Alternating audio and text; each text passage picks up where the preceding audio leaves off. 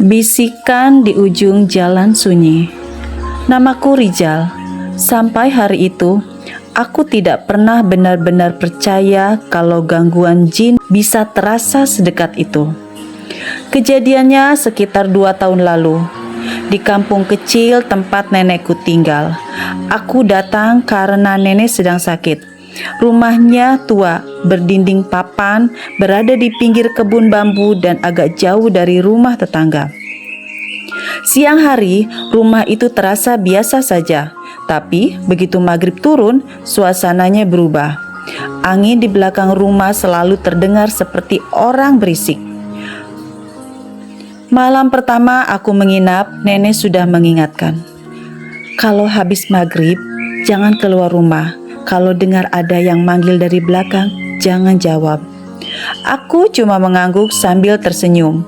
Dalam hati, aku mengira itu hanya nasihat orang tua kampung agar cucunya tidak keluyuran malam.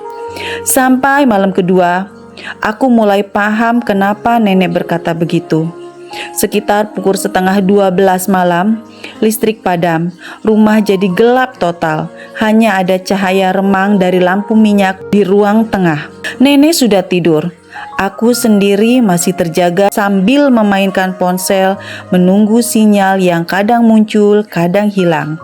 Lalu aku mendengar suara, "Rizal," pelan seperti suara perempuan tua, tetapi dari arah belakang rumah.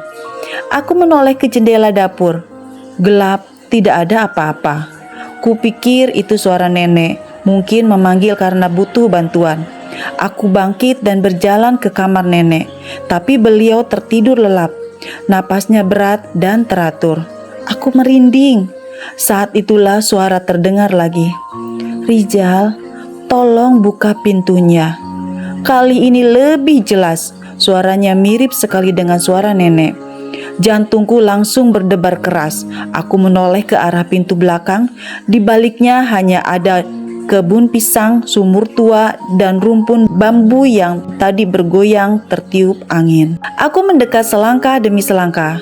Semakin dekat ke pintu, semakin terdengar jelas suara itu. Bukan cuma memanggil namaku, tapi seperti menangis. "Rizal, tolong, nenek jatuh, buka." Tanganku hampir menyentuh gagang pintu.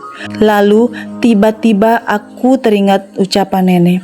Kalau dengar ada yang manggil dari belakang, jangan jawab. Tubuhku langsung dingin. Aku mundur pelan, dan tepat saat aku mundur, suara dari luar berubah. Tangisan itu berhenti mendadak. Lalu terdengar suara lain, berat, serak, seperti bukan suara manusia. "Kenapa tidak dibuka?" Bulu kuduku berdiri semua. Aku lari ke kamar nenek dan membangunkannya dengan panik. Nenek langsung duduk, wajahnya pucat tapi sepertinya sudah paham.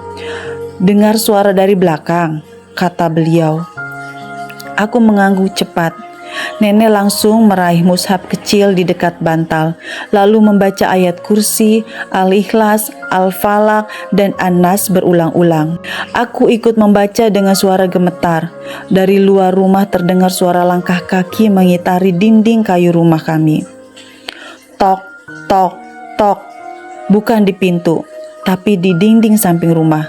Seolah ada seseorang berjalan sambil mengetuk-ngetuk rumah dengan kuku panjang.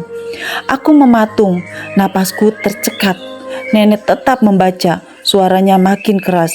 Beliau lalu berkata, "Jangan takut pada makhluk, takutlah pada Allah, terus baca." Aku paksa lisanku terus bergerak. Meski lidah terasa kaku, aku terus mengulang ayat-ayat itu. Anehnya, setelah beberapa menit, suara ketukan itu mulai menjauh. Langkah kaki di luar rumah pun menghilang sedikit demi sedikit. Aku pikir semuanya sudah selesai. Ternyata belum. Sekitar 5 menit kemudian, dari arah atap rumah terdengar suara sesuatu melompat. Keras sekali, debu kayu berjatuhan dari langit-langit. Setelah itu terdengar suara tawa kecil, tawa yang tipis dan panjang. Hihihi. Aku hampir menangis saat itu. Nenek menutup matanya lalu berkata pelan, "Dulu Belakang rumah ini pernah dipakai orang untuk meminta bantuan pada selain Allah. Sejak itu, tempat ini sering didatangi mereka. Dadaku sesak. Aku menyesal karena tadi hampir membuka pintu. Malam itu kami tidak tidur sampai azan subuh berkumandang. Anehnya, tepat ketika azan pertama terdengar dari masjid, suasana rumah mendadak tenang. Angin berhenti, suara bambu hilang, tidak ada lagi ketukan, langkah, atau bisikan. Esok paginya aku nekat memeriksa belakang rumah. Di tanah yang lembab dekat pintu belakang ada bekas jejak kaki. Tapi bentuknya aneh, panjang, kurus, dan jarak antar jejaknya terlalu jauh untuk langkah manusia biasa. Aku diam cukup lama menatapnya. Nenek hanya berkata, "Makanya kalau maghrib dan malam jaga lisan, jaga sholat, jangan sembarang keluar, dan jangan menantang hal gaib. Kita ini lemah kalau jauh dari zikir." Sejak kejadian itu aku berubah. Aku tidak lagi menganggap enteng zikir pagi petang, tidak meremehkan ayat kursi sebelum tidur, dan tidak menganggap semua gangguan itu sekedar cerita orang tua. Aku sadar dunia ini bukan hanya dihuni manusia. Ada manusia lain yang Allah ciptakan.